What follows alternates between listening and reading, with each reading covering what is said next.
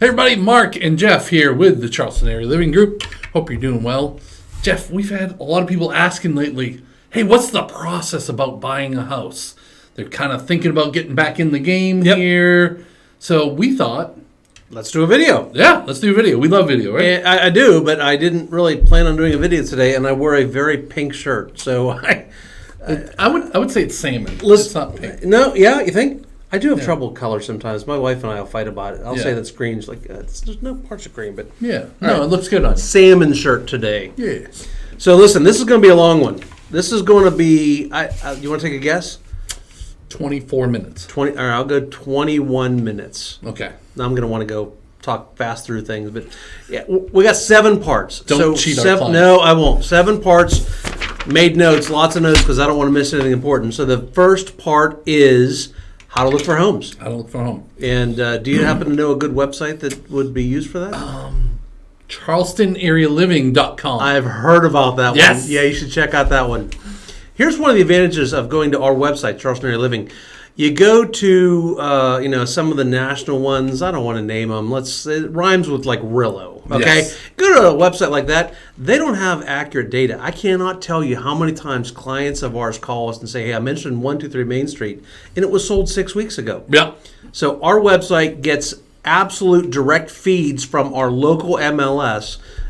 So unless it went under contract 30 seconds ago and it just hasn't caught up yet, you're always going to have accurate information on our website. And by signing up for an account, you can then save properties. Yep. When you save a property, it lets us know as well that, hey, I'm really interested in this property. So if you're driving to work and say, hey, I really like that property. I looked at it this morning. I saved it. I just don't remember the address. We can just look it up. And then if we don't know you yet and know what you like, it helps us figure out, if you're looking at 6 properties that are all like this and they all have fenced-in yards and an HOA with a neighborhood pool, then we start to get a feel for we should send you more like that because that's what you're looking for. Because we want to send you homes you like and not ugly homes you don't like. And if you're ever out and about and you're just driving around, we have a phone app. Yes. That you could use to look at homes. So if you're in a neighborhood, you can open up an app and say, okay, what's available around here? And not only does that phone, we have one phone app for local. Yep. But then we have another phone app for anybody in the country. Yeah. If you're on a drive to Detroit and you want to play a game of, I wonder how much homes in this state cost, you can just open up your phone app and it'll show you all the homes around you that are for sale and how much they cost. You can even be a stalker and look at pictures inside their house. And then if you want to buy that home, we know people. Well, we make that happen too. Yes. Yeah. Absolutely. All right, so number 1, most important thing, find a good website. Number 2, Realtor. Talk to a realtor. Yeah, us. Yeah. Yes. I'm going to put on my glasses now because there's multiple things I want to cover here. All right. So, Jeff, why is it so important to pick the right agent? Number 1 is because we are good at narrowing down what there's, today there's 3,200 homes, 3,000 homes for sale in the Charleston market. Yep. That's today right now. But we're really good at narrowing down so that we can send you homes that you want to see, like Mark said, homes that meet the criteria that you're looking for. And in one of the things that we've run into problems a few times is in new construction. So if you walk into certain new construction areas and you don't tell them that you're working with a realtor to start with, they may not allow you to use a realtor. And listen, that realtor in that new construction, they're representing the corporation. So now you end up stuck with nobody representing you. So super, super important. Especially if you're out of town. Yeah, for sure. Yeah. That you start the process and have a realtor. Number 2 part of the realtor is, let's talk about, Mark, the 5, is it 5 or 6? 1, 2, 3, 4, 5, 6 different ways that you can buy a home. And this is important to figure out at the very beginning because that can help drive which direction you go when you're picking a house. Well, and it helps us, right? Because we want to be able to negotiate properly on your behalf, right? Yep. So first one, cash, obviously. You have cash, just buy it. That's fine. You can do that. Conventional. So conventional can be anywhere from 3% down. Yep. All the way up to 99. 99%. Yeah. Down, right? whatever that lender allows. If you're going to get a mortgage for 2%, though, just save up for another month. Yeah, buy the house. Yeah, probably better. Yeah. Or we might be able to negotiate that too. Oh, right, yeah. We'll make it happen. Yeah, I'm winking. FHA. Talking about FHA. So FHA, it's a government-backed loan. I think 3.5% down is what you need to make that happen. A little bit more closing costs sometimes in an FHA than a conventional, but it's a great product for some people. And the mortgage insurance. Yep, you have to have mortgage insurance on. And then there's a VA. So VA is a great benefit if you've got access to a VA. And so those of you that have been in the military, it's a great option for you, active or in the past. Yep. And we have lenders that work with VA stuff all the time, especially here in Charleston. Yeah. Yeah. And then we have USDA, right? Yeah, tell them about USDA. So USDA is a 100% loan product. So basically, you just have to pay for your earnest money. There may be some closing costs there that you're going to have to pay for up front, but you won't have to put that 3.5% to 5% to 20% down because it's built into your loan. So there is still some money, even though it says 100%, there's still some money needed.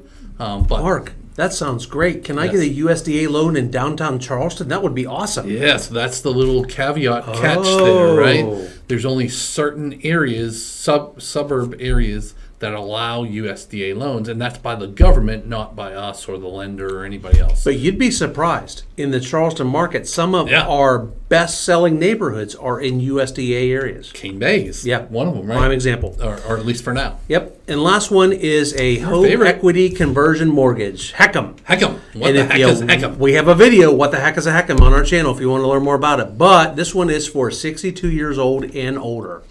But it's a revamped reverse mortgage for buying a property where if you're over 62, you can put down about half of the money that you need for the house and never have a mortgage payment. So you buy a $500,000 house, let's say you put $250,000, $260,000 down payment on the house, and you never have a payment after that until when?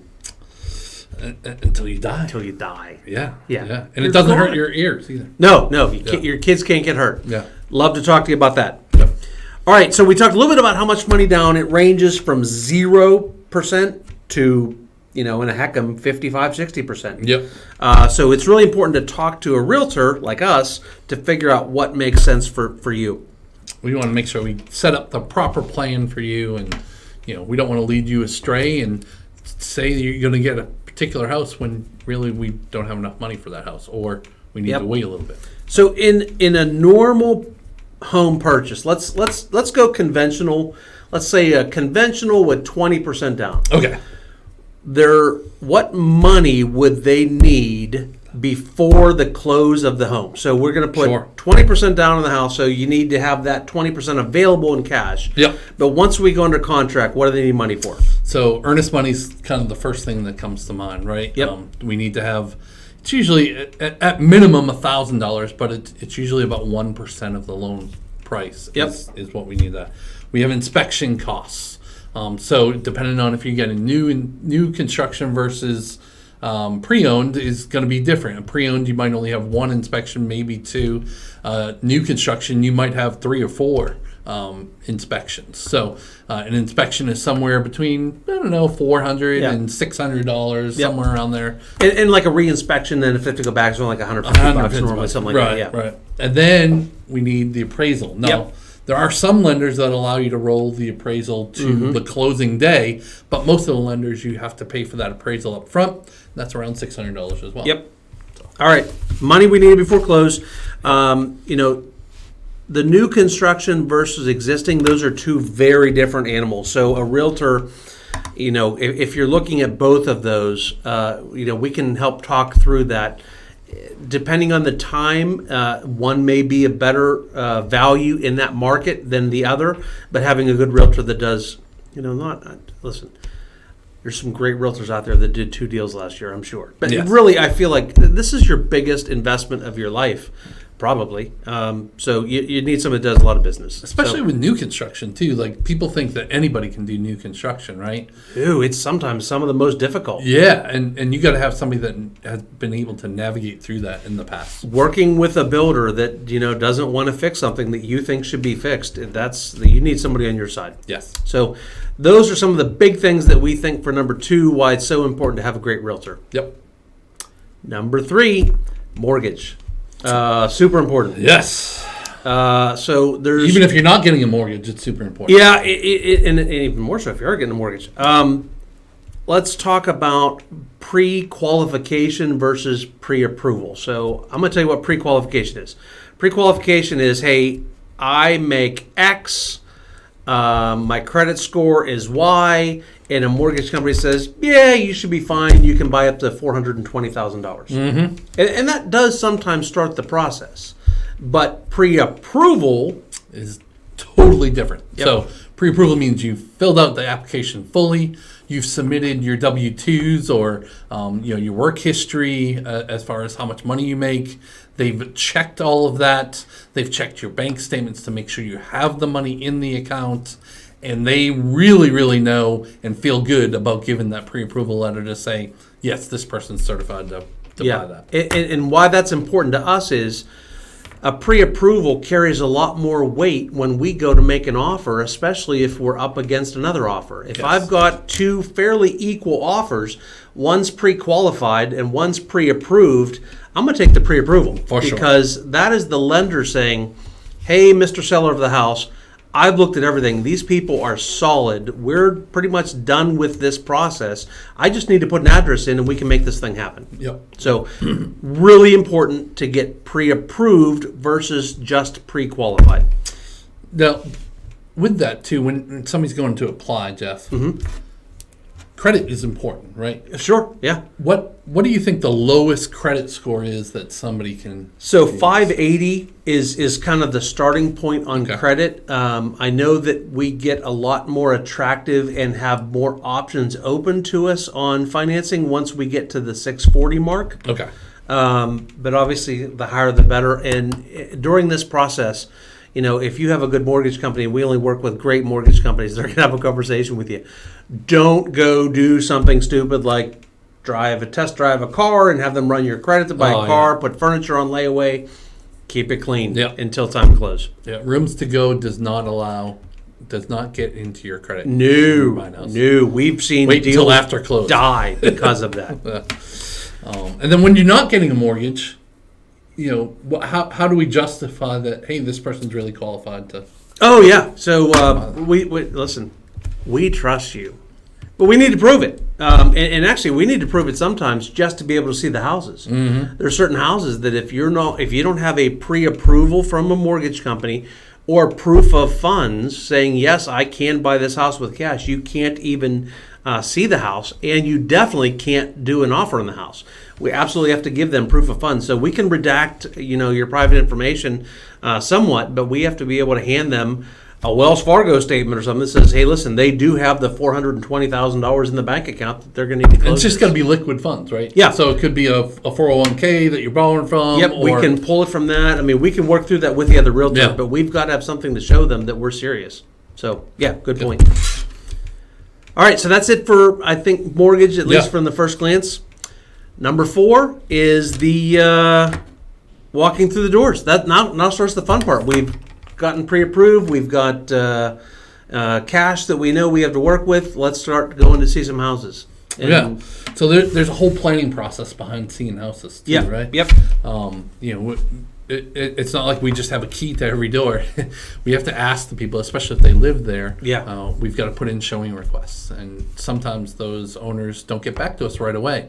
So we really need to plan out that day of when we're going to show houses. Now, the good thing is some of them people have already moved out, or they're just go and show because they work in a different state at the time that they're selling the house or something like that. Sounds like a technical real estate term. Go and show. It actually is. That's how it comes up. Yep, and it's pretty self-explanatory. Yep. What's the nightmare is when you want to see like 19 houses in one day, and you've got some that are go and show and some that aren't go and show, and you've got to map it, and you're like, all right, I got to be in West Ashley at 2 o'clock and Goose Creek at 3, and then this person can't show the house because they work at home, and you can see after 5. It's a nightmare. So working with somebody that's good at mapping it out and preparing. So the point is, don't call us Tuesday morning at 10 o'clock and say, hey, I want to see these 9 houses this evening. It's really very rarely will happen like that. Yeah. And then the whole, what do we look for when we go to show? Yeah. And some of the stuff we can find out beforehand. So if we have time to be prepared, this is the Charleston market. Obviously, there's a lot of homes in here that are in flood zones. So if that's something that we want to, you say, listen, I don't want to have flood insurance on a property, then we want to be able to look at that firsthand. So we'll look at that first. We'll look at, the age of the roof, the age of the HVAC. If we know from your conversation with us to get prepared to look at homes from beforehand, I know I don't want to have to put a roof on in the next 5 years. Well, then we want to look at roofs that are under 10 years old. So we can knock out a lot of these options before we even go see them, so we're not dragging you around town all day. Yeah, no sense seeing something that we can't afford, right? Yep. And then once we're there, we know there's things that we look for also, and we're well experienced with that. You want to talk a little bit about a CO 100, what that looks like? Yeah, so a CO 100 is basically making sure there's no termites in the home, and then there's no wood destroying organisms. Jeff's most favorite thing is to check the bottom of the garage doors and the bottom of the doors when you walk in the house. I've got a tool. Yes. Yeah. It's called moisture meter. Yeah, I got 2 of them actually. Yeah. Bought on Amazon. So he likes to do that. We like to make sure, and I'm glad he likes to do that because sometimes I forget, and that's why we're such a good team. Yeah. But and a CO 100 will kill a deal. Yes. If we can know ahead of time that, listen, there's moisture problems with this house. Do we want to, there's a big difference between, is there all this moisture underneath the house versus just a wet door jamb? Which can be easily fixed. We see it all the time. Yep. And then just obvious defects too, right? You might see a stain in a ceiling. Yeah. Where did that come from? And our trained eyes are doing the research of like, okay, well, they have a brand new roof in this thing, but there's a stain in the ceiling. Well, that stain in the ceiling is probably what caused them to put the new roof on. That's right. So is it just a question now of we have to check above it in a home inspection, make sure that everything's dry now, and just repaint? Yep. Not a big deal. I think that does it for walking All right, the doors. Number 4. Number 5. Now comes the heavy lifting for us, the offer. You would not believe the amount of time that we put into the offers. I will say, both of us have had multiple agents call us and tell us that we have presented them the perfect offer. And I'm surprised at some of the offers that we get on houses that we have listed. Having a realtor that is good at writing an offer and good at presenting an offer just shows that we are serious buyers here and not dealing with somebody that doesn't kind of know what they're doing. Yep. So we put a lot of effort into that offer. All the way up until we present it. Yeah. Even doing video to that other agent. Yep. So that they know exactly what we're talking about in the offer, and there's no back and forth. Yep. Things like that. And one of the things one of the biggest things is in the offers, we're going to want to know, what is the earnest money amount going to be? So is it going to be a $2,000 earnest money? But then there's also something called due diligence, and this is our period for when we're able to have the home inspected. We can do all the due diligence to decide if we really do want this house, but we have to put a dollar amount up against that normally. So we say, okay, Mr. Seller of the house, you're going to take the house off the market for 10 days for us to be able to do all the inspections we want, and we're going to pay you X to do that. So then if we decide to walk away, we have to pay that money then for the privilege of walking away from this product. And that is different from earnest money. Yes. Because earnest money is just earnest money is just kind of, hey, listen, here's $2,500 to show we're serious, and then that's your money at close to use. If you decide, if the deal falls apart, then, sometimes there's some discussion back and forth about who gets the earnest money. We can help you work through that. Both sides have to agree to the disbursement of earnest money. Due diligence money is more cut and dry. Like, listen, I'm walking away. I'm within my 10-day period. Here's the fee. Here it is. I'm gone. Yep. And then, Jeff, one of the important parts of writing an offer is sometimes not everything comes with the house, right? There's personal property. So one big thing that kind of always gets hit is the fridge, washer, dryer, blinds. Yep. Right? Absolutely. So we always try to put that in there kind of Even if the home is advertised as it comes with the refrigerator, we'll still put that in the contract. If it's not in writing, Yeah. it's kicked people in the butt, for sure. And honestly, sometimes it's been a dining room table. You know, we've toured a house and they're like, oh, that dining room table fits perfectly in the house. We want that dining room table. There's multiple ways to do that. We don't like to put too much into the contract because appraisers don't like that. They don't like the waters being too muddied with all this extra stuff. But we could do a separate bill of sale for $1. You know, we're going to buy the table for $1. I put fish in one time. That's right. Yeah, I remember that. We had a contract in Mount Pleasant, and there was a pond that had koi in it, and those fish are expensive. And I assumed they were going to leave those fish because what are they going to do with fish? But we put it in the contract.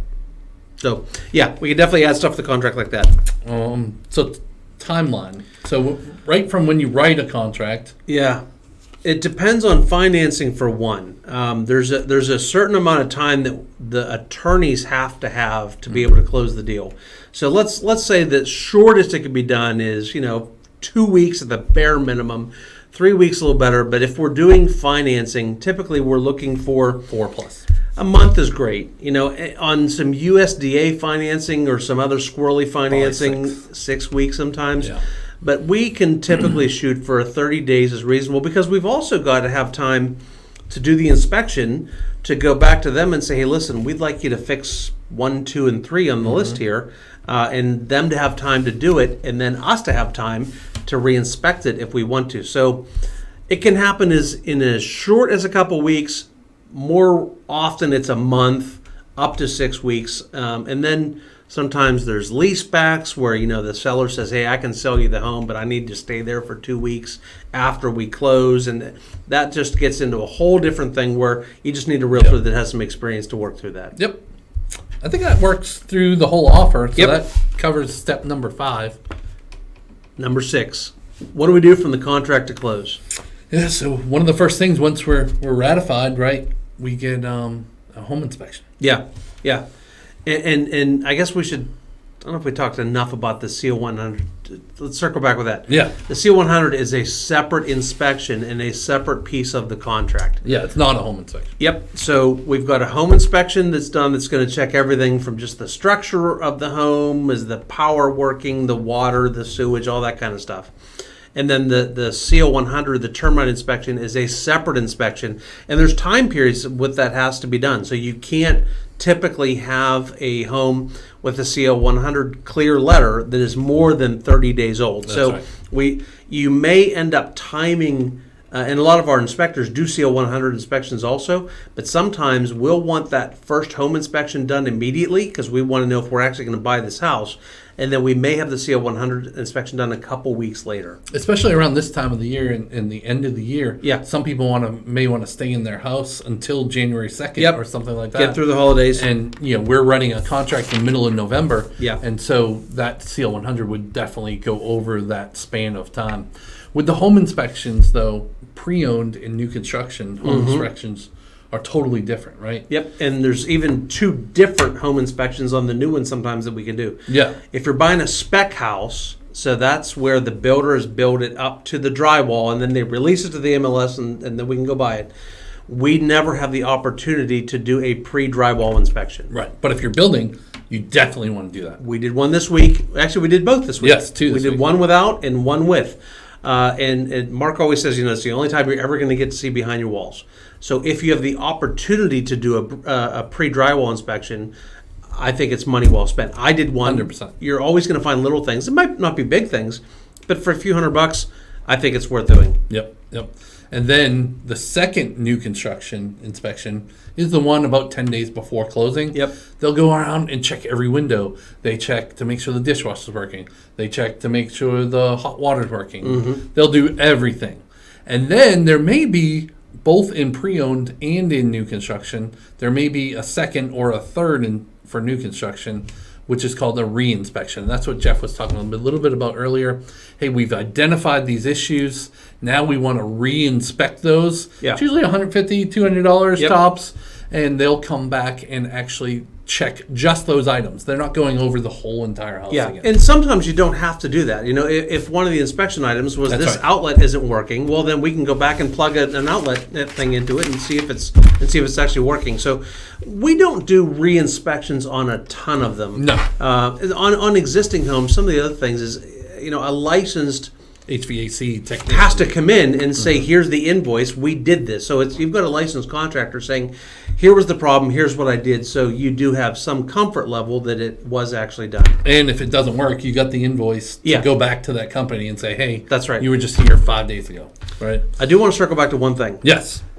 I feel like this is pink. I really do. I've been thinking about this now for like 10 minutes. You think this is more salmon? Is Yeah. what- It's like an orangey pink. No, I'm going to check with Andrea and see what... We'll follow up on that Andrea, with the answer. That's my wife. Do me a favor. Leave a comment. Yeah, if you yeah. think this That would be is great. pink. That would be helpful in case I forget to ask you. Sink. I just put them together. Salmon, pink, sink. We've got a new color. It's a new color on the rainbow. It's sink. So home inspections sometimes last an hour and a half, 2 hours, 3 hours. Yeah. So is the client required to be there that long? You don't. Every time the client is there for the whole time, it turns into a 4-hour home inspection. Yeah. Yeah, you really want to go. We go to all of our home inspections. Yes. And not every realtor does, but we do. And we go for the last 20 minutes. We want to review with the home inspector everything that they found. So, you know, if you're doing a home inspection, it's scheduled for 11 o'clock and we tell you to be there at 12:30, that's why. Mm-hmm. But we do, if you're in town, and if you're not, we do this for you. We actually do video a lot of times if you're out of town for the home inspection. So the home inspector, you can actually hear from their face what the deal is. But you're welcome to be at those. Yep.